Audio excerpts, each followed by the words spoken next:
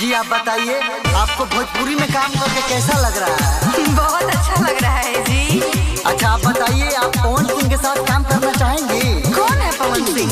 आप पवन सिंह को नहीं जानती? मैं नहीं जानती। नहीं जानती?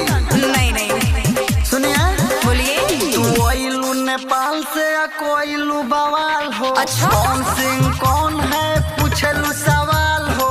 मोल दी है ढोढ़िया मिस दी है गाल हो, गोली नहीं दाल तो हटटू वाली माल हो। खेसारी जी की फैन हूँ, पवन सिंह कौन है? मैं खेसारी लाल के अलावा किसी को नहीं जानती जी। असली भतार होवे, पावर स्टार होवे, पूरा वर्ल्ड में लॉलीपॉप हिट बा। तू आइलू नेपाल से या कोइलू बवाल हो? पवन सिंह कौन है पूछलू सवाल हो?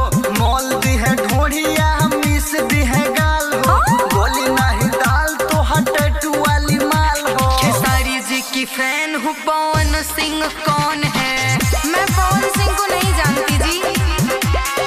असली भतार हमें पावर स्टार हमें पता नहीं। पता चल जाएगा। पवन सिंह कौन है?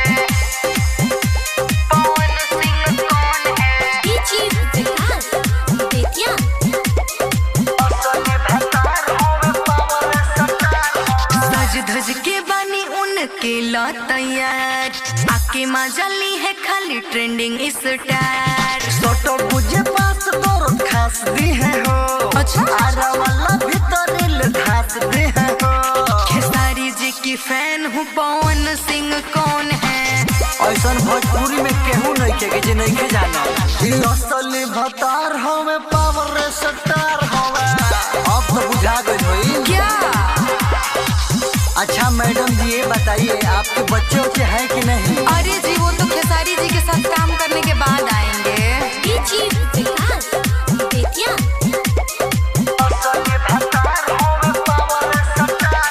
उनके तो गाना चले हमरा सहर जी, ना करी बरियारी कलम के कहर जी। अशोक राशि को रोहित राइडर, ऊपर से नीचे दिहे जारो गोर। खेसारी जी की फैन हूँ, पवन सिंह कौन है? रुकिए मैं खेसारी जी से पूछ के बताती हूँ वो कौन है।